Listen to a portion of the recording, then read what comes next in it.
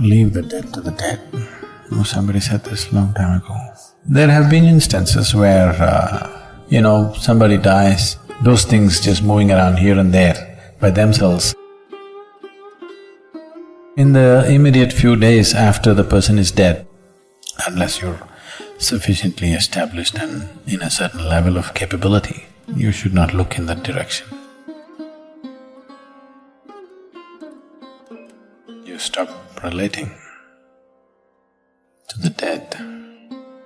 One thing that you need to understand is, someone is your grandmother, your mother, your father, whoever they are to you.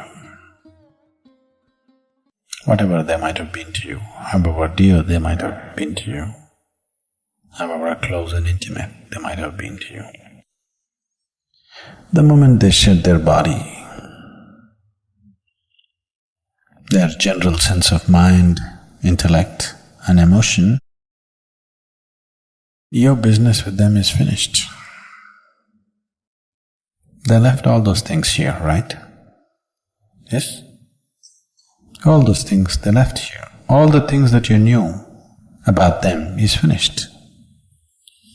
Some other sap is still on, but you never had any relationship with that sap. Your relationship is with the other aspects. All those aspects were shed when that person died. So, the only thing that you do when somebody dies is you cherish the beautiful moments that you had with them. That's all. If there was something beautiful, you cherish that. Otherwise, just forget about them.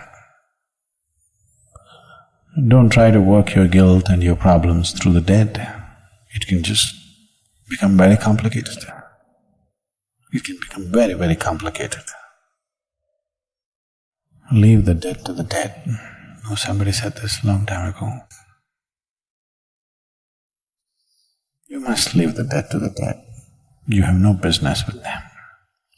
Unless you're in a certain level of mastery of your own whatever, you shouldn't even look in that direction, because you could just completely run around in your life by trying to do something silly. So there may be tendencies which may make people do certain things, but it doesn't mean anything. It just doesn't mean anything. Someone who doesn't have a body doesn't have any business with food or clothes or anything, isn't it? Yes. Only if you have a body, you must go towards food and clothes. Once you lost your body, what business do you have with food and clothes? It is… when so much emotion is mixed up, there are so many things which will happen within you and outside of you. There's no need to get… you're going there, just what is the work to do it, do your sadhana. Be with the man who's still alive, stop trying to be with the dead. Just be with your grandfather who is still alive, do your best for him, because he will also die. I'm not wishing him dead, he'll also die, isn't it? So when you're with him for a short while, just do your best. See how to enrich your life and his life for those few moments that you're there. Rather than doing all kinds of fanciful things with your grandmother's business is over. She has no business to come and look in a cupboard. It is…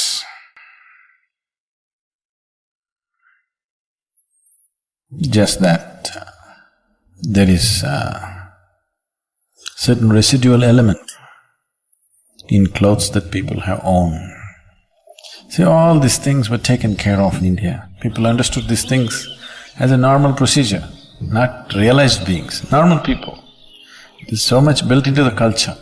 If a person dies, all the clothes which were in touch with that person's body and too much in touch with that person's body, those kind of clothes are all burnt. They're never kept. Only clothes that that person occasionally wore, such things are given only to your blood relative, nobody else. To your daughter or a granddaughter or a son or somebody like this, And that also, first 1 year you should not wear it. Till the first anniversary of the death anniversary happens, you should not wear those clothes. Why these things are is, whatever when we are here, whatever we are in touch with, a certain amount of this energy is there in it. If you give it a certain kind of opportunity, these clothes will start behaving funny. Your grandmother need not come. These clothes themselves will start acting funny. Because, see, there is something called a static, you're experiencing this. You touch your car door, it just goes chuck. Why is this? The car is not generating electricity, isn't it? Why is this happening? Just in association with something, it gets little charged. Similarly, whatever is in close association with your body, it will get a certain amount of that quality. Do you know how occult is done? You want to cause harm to you, you know what they do? The first thing that they do is, they will take your underwear or hair. If they can get a body part, yes, your hair or nails if they get, that is very good, that's part of your body. If they can't get it, the first thing they will do is some clothing which is in contact with your body. First thing is, your underwears will be missing. Really, people take enormous care in India. They will always ensure that underwear is never put outside. Because if one underwear goes, they will investigate in a big way, what happened? Because they don't want somebody, some unfriendly person who is some enmity to you to take that. Especially unwashed clothes, with lots of care it is handled in our homes. These days it's all going away because we're just giving away to the dhobi or, the washerman who takes it and all. Otherwise, traditionally in our homes, it is so taken care of. It is all put in a closed basket. Somebody who knows inside the house it must be washed, it should never be taken out. Because if they can take a body part, like hair or this thing, then that's different. But just this clothing itself, they can do things to you because it carries a certain amount of your thing. So even when a person dies, the same is true, and that can crackle up a little bit. If a certain kind of energy is on, that aspect can crackle up. There have been instances, I don't know if I should go into this. You're interested in spooky stories. There have been instances where, somebody dies and, like she's saying right now, actually things moving around, especially things that they intimately used, those things just moving around here and there by themselves, in the immediate few days after the person is dead, that person is not coming and moving anything. It is just that whatever your energy that was associated with that is sort of withdrawing. In the process of withdrawal, there'll be a little bit of extra moment. See, now your engine is on in the car, standing there without any too much vibration. When you switch it off, when it's just dying down, do you see little extra shake in the car? Have you noticed it?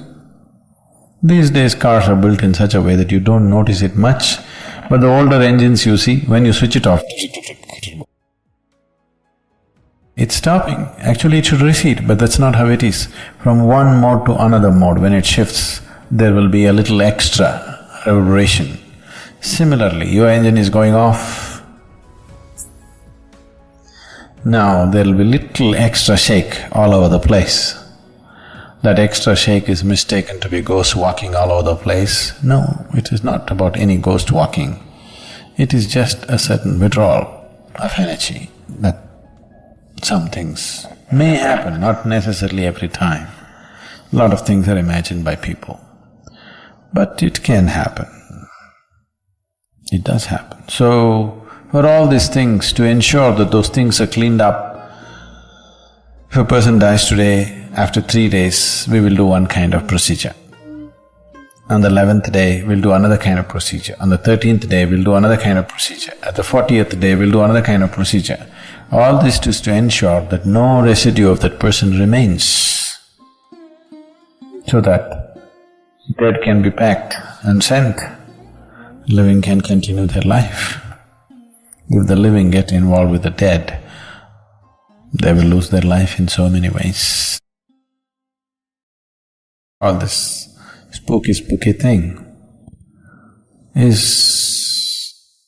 sort of intriguing, but it can just consume your life in so many different ways, in many ways, in ways that you will not understand right now, and in ways that need not be very pleasant.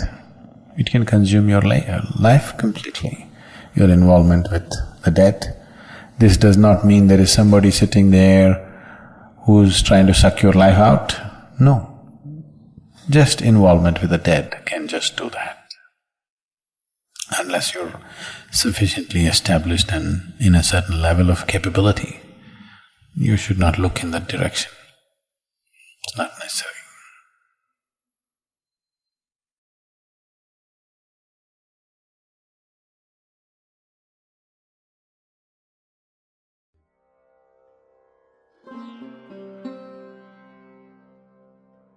See this happening every day, well, in the world in a big way, but even among our own people. A whole lot of people, not a small percentage, a large percentage of people, they will do something has to be done, let's say, some task. It doesn't happen. When it doesn't happen,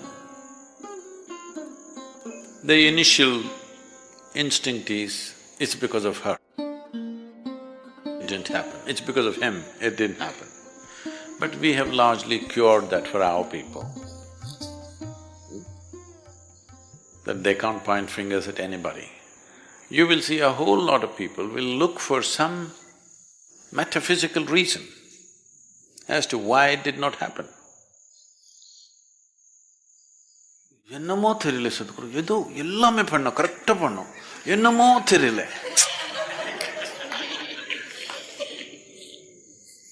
Essentially they're blaming me, Sadhguru, your grace is not working.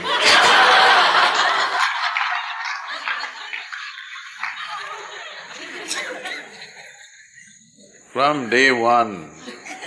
day one of engineering, even from the free introductory, only one thing that we've been trying to nail into your head is, if something is not working, obviously it's not done well. Hello? Something is not done well. Maybe you're not able to figure it right now, that's not the point. But something is not working. Something did not work the way it should. We obviously did not do something right. But people look for metaphysical solutions. For a whole lot of people, this is what mysticism means. Simple things in their lives they complicate, and that's mystical.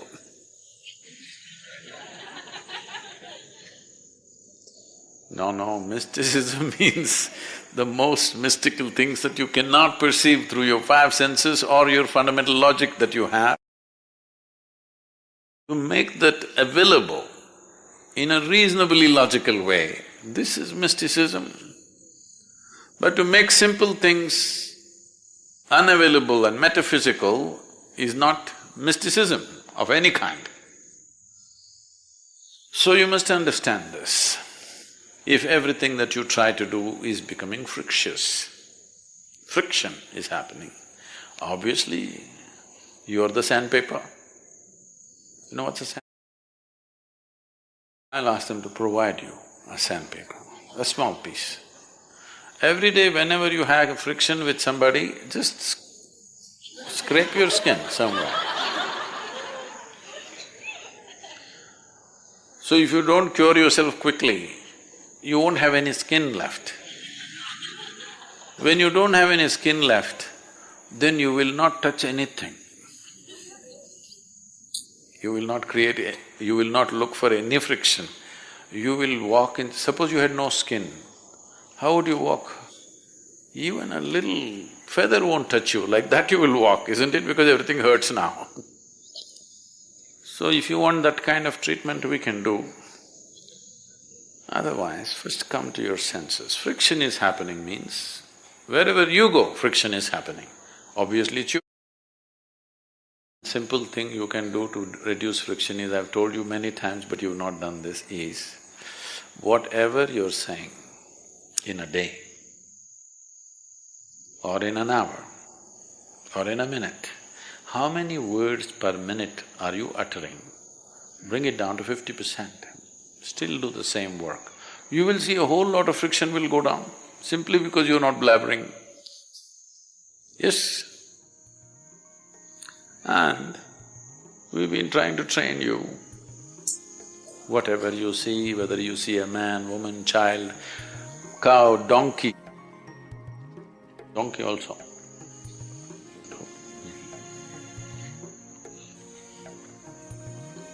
No. How will friction not happen? It will happen. So, only when Sadhguru is here like this, the rest of the time like this, it won't work. Bring this into you, not just as a symbolism, genuinely. So, friction, two kinds, one within ourselves. Outside is just an expression and a consequence. So, this whole thing about inner engineering means just this, that when you sit here, you can sit here without any friction. If you can sit here without any friction, outside friction also will go down. But when you meet a sandpaper, there must be some friction. There are sandpapers. Hello? So when you meet a sandpaper, there must be friction. Otherwise how? There will be. So generally we avoid sandpaper if we can, but sometimes we have to work with them. When we have to work with the sandpaper, you need tact. This is something you have to learn, this will not come. This is nothing spiritual about it, this is tact in the society. Sometimes it doesn't work, but it's a question of skill. Some people who are not spiritual in any way, they are very tactful when they meet sandpapers. You will see these kind of agents and others who are working in government offices and in political atmospheres, they are so smooth. It doesn't matter how rough the other person is, these people just… they'll just get their job done and leave. So, working with sandpaper takes a little bit of skill and experience. Nothing spiritual about it, it's a social skill. But generally, in the ashram, there are very few sandpapers. Once in a way, people pop up sand on them, but they drop it, you know. They don't keep it all the time. Sometimes they are like that. They're not like that all the time. So when they are like that, when the porcupine has its thing up, you must just keep away a bit. When it's down, you can talk to it. It doesn't keep it up all the time. It doesn't have the strength to do that. So, your friction, you must understand it's just you. What should I do? What should I do? I won't tell you. I will not tell. This is all you have to do. We will get a special donkey for you. You must bow down from the rear. Not from the front. Sadhguru, I went and touched donkey's hoofs. No, from the front it doesn't work. From the rear, it works.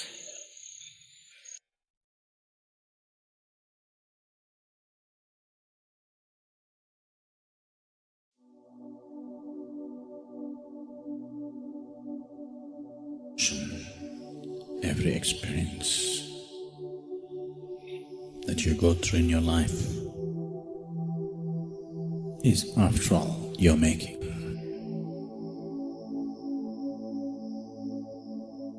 If only you could be conscious. Anyway, it is your making.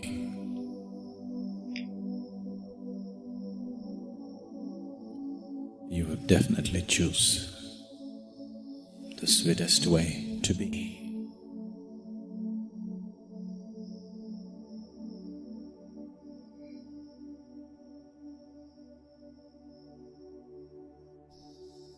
Devotion is not only the sweetest way to be, it is also the highest form of intelligence.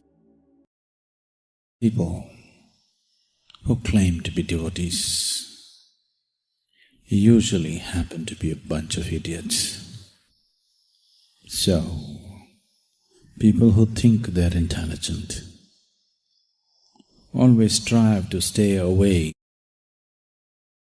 any form of devotion. What devotion means?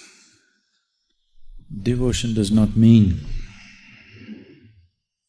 going to the temple, mosque or church and doing a particular form of ritual.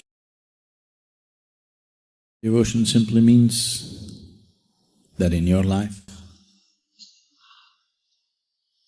whichever moment in your life when you're aware that there is something larger than yourself functioning around you, there is no other way, you will be devoted. When you're overwhelmed, if you are sensitive enough, if you're intelligent enough, if you're sensible enough to see that something far bigger than you is constantly in function, then you're naturally a devotee. There is no other way to be. You may not be bowing down, you may not be performing a ritual, you may not be sitting in a temple, you may not be doing any of those standard things which are expected. You may be not dressed like one, maybe your clothes are not printed with God's name, maybe you never uttered God's name in your mouth. But if you're aware, if you're conscious that something far larger than you is in function right now, you are naturally a devotee, there is no other way to be. When you're obsessed by the power of your muscle or the power of your mind or what silly little things that you can do, and you think that's everything, only then you're not a devotee. In that condition, you cannot be a devotee. When you think you're everything, you cannot be a devotee. When you see the reality of life, that you're just a small happening here, and something far larger than you is always in function, if you're aware of this, if this is a living reality for you, you're always a devotee. I have never said this before.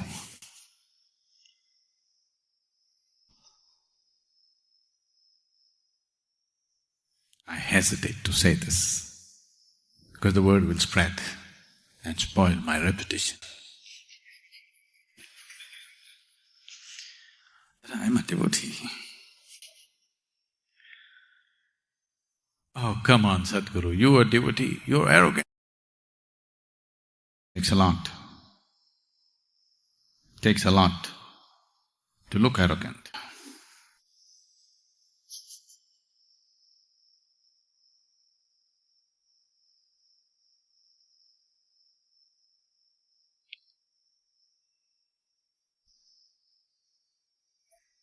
What kind of devotee are you? Oh, you must be Shiva's devotee. Shiva is my pa. Very hard for you to digest. I'm devoted to you. Whether you understand this or not, it's very difficult to understand this. Devotion does not mean that I have to bow down to you or touch your feet or sing your praises. In every way, I live for you, that's devotion. I took this very birth to make this happen for you, and that's devotion.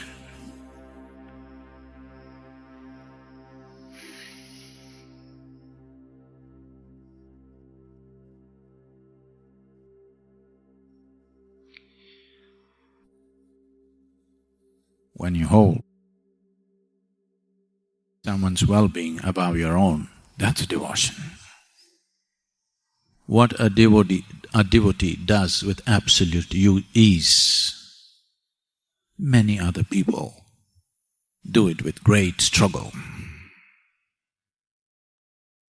Just to keep this little fellow aside, what a lot of struggle! What a lot of struggle! Lifetimes of struggle. On your head, holding your breath, crawling on the ground and all kinds of things.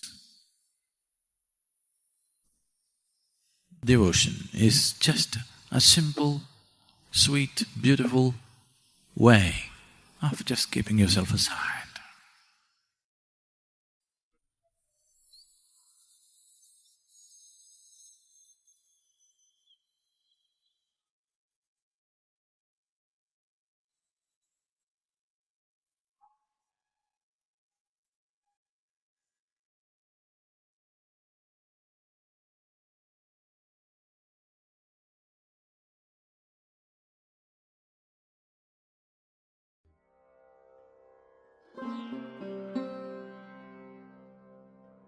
The only substance found on the planet whose chemical composition is very close to that of human blood.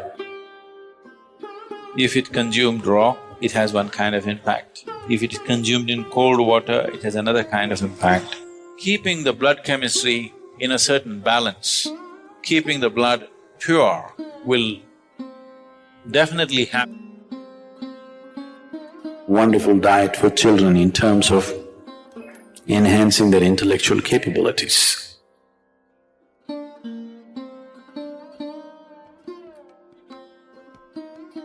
In Karnataka, there are certain tribes called Jenukurubas. Jenukurubas means they're honey shepherds. Some time ago, I had the opportunity to live with them for a short while. Their diet is like this. First thing in the morning,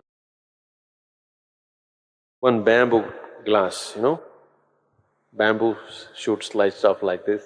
It takes about 3/4 of a liter. 3/4 of a liter of honey in the morning, that's all the diet. You drink 3/4 of a liter of honey in the morning and then you're out in the forest.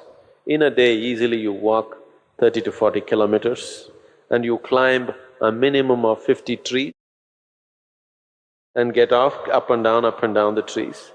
Until evening, there is nothing else. As you harvest honey, whatever comes on your hand, you lick that. So in a day, almost more than a liter and a half honey you're taking in. When you come back in the evening, there is some cereal, usually it's called jola, that's jawar, or it's like maize or ragi or something like this. Their main staple diet is honey. And you drink this 3/4 of a liter of honey and whole day you're so active. But there is no hunger, you're just fired up like that. They live on this, they're called honey shepherds. Their diet is honey. Honey is one of the best things that you can consume. Psychological stability, physical well-being, vitality, all these things can be greatly enhanced simply consuming daily honey.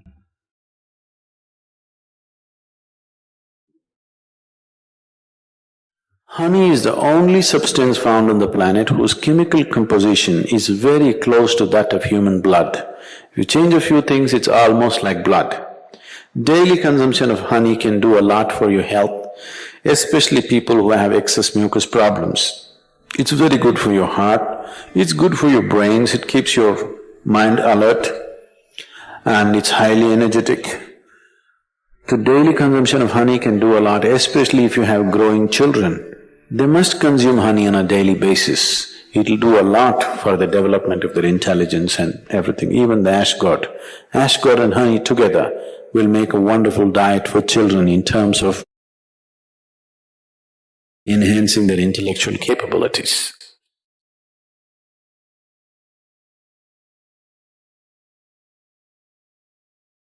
If you cook honey, it'll become poisonous. Honey should not be cooked. I know people are baking it, cooking it in cakes and other things, it's not a good thing to do. Certain part of the honey turns poisonous if you cook it. You should put it in warm water, not in boiling hot water. If you put it in hot water, it sets off a certain kind of enzymes, behave in a certain way in the honey that it tends to take away weight from the body. If you put it in cold water, it behaves in a different way and accordingly it adds weight to the body. It is not that a few spoons of honey that you're taking is putting weight to your body. It is just that it sets off a certain reaction in your system that your absorption rate is such that you tend to gain weight. So, honey, it has different types of impacts on the system. If it consumed raw, it has one kind of impact. If it is consumed in cold water, it has another kind of impact. If it is consumed in warm water, it's a different kind of impact. We want to consume it in warm water here because we want the system to open up. If you want to integrate the system just for health, somebody is feeling anemic. Anemia means on one level the blood has lost its iron, that means you lost your steel, okay? You lost the strength in the body, you'll feel exhausted, simply exhausted for nothing. Because once the necessary iron is not there, your ability to carry oxygen through the body is less. That means your body, your heart, your brain, everything will be on a lower level of function because you don't have enough oxygen. So, to take care of this, one of the simple things is you consume a little bit of honey in warm water on a daily basis and you will see slowly the RBC content will go up. If there's more oxygen in the blood, suddenly you feel a burst of energy, suddenly everything is active, the rejuvenation system in the body is going up, the dead cells are being replaced quickly. The level of inertia that you feel in the body is much lower, the level of inertia that you feel in your mind is much lower. So consuming honey will bring a certain balance to the circulatory system, which is very, very essential for a yoga practitioner because you're pushing the body in certain ways. So keeping the blood chemistry in a certain balance, keeping the blood pure will definitely happen with a regular consumption of honey, and it's very necessary for someone who practices yoga.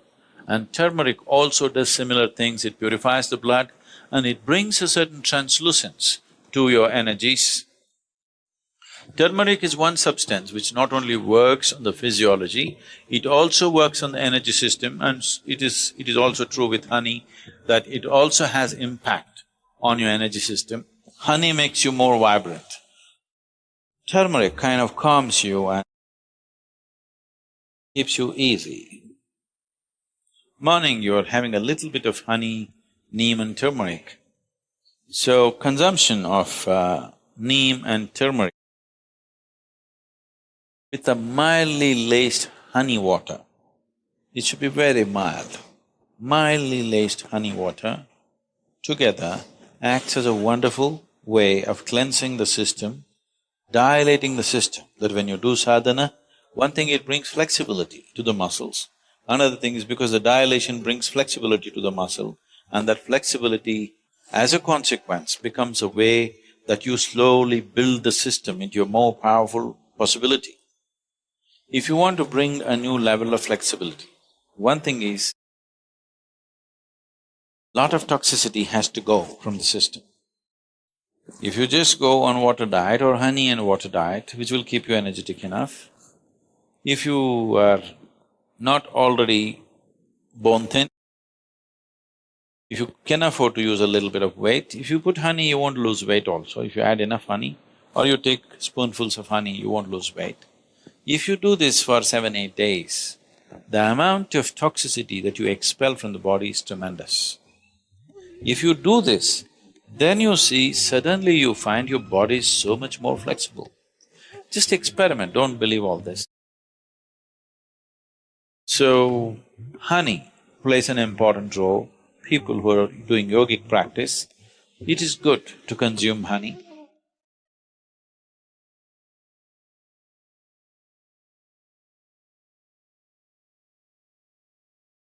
If something in you became quieter, clearer, or maybe even more restless after this video, then it was already worth it. Let us know what you felt, tell us your city, and if you can, subscribe and send it to someone who would appreciate this too.